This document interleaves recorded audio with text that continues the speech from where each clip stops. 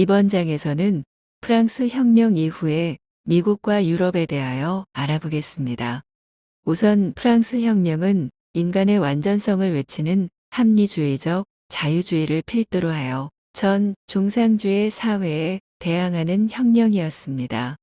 혁명을 통해 제대로 작동하는 사회를 만들었으나 앞서 결론 내린 것처럼 합리주의적 자유주의는 논리 구조상 결국 전체주의로 귀결될 수밖에 없습니다. 프랑스 혁명도 마찬가지로 제대로 작동하는 사회를 만들어내는 데에는 성공했으나 독재적인 중상주의 사회를 만들었다는 한계가 있습니다.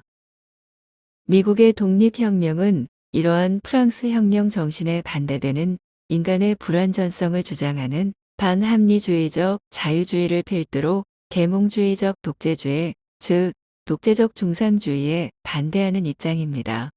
결론적으로 미국의 혁명은 성공적이었으며 여전히 기능적인 사회였을 뿐만 아니라 자유로운 사회를 설립하였습니다. 미국의 전종상주의 사회에 대한 혁명의 성공은 곧 유럽에도 비슷한 영향을 끼쳤습니다.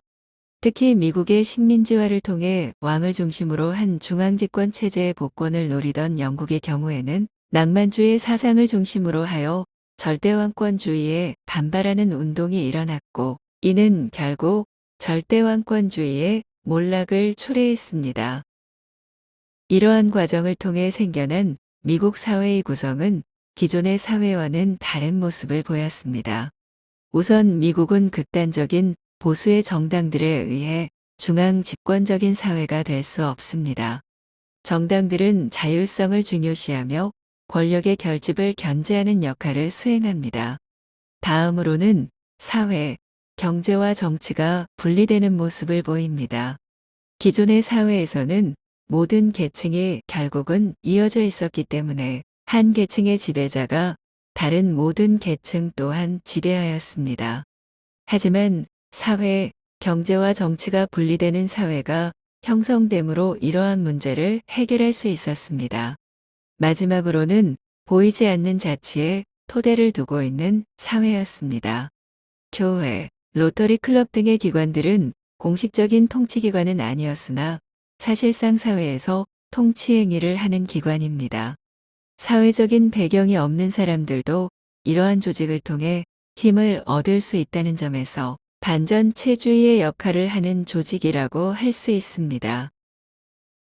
미국의 독립혁명은 이러한 프랑스 혁명 정신에 반대되는 인간의 불완전성을 주장하는 반합리주의적 자유주의를 필두로 계몽주의적 독재주의, 즉 독재적 중상주의에 반대하는 입장입니다.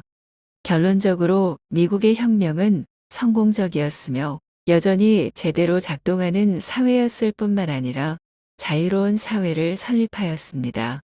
미국의 전종상주의 사회에 대한 혁명의 성공은 곧 유럽에도 비슷한 영향을 끼쳤습니다.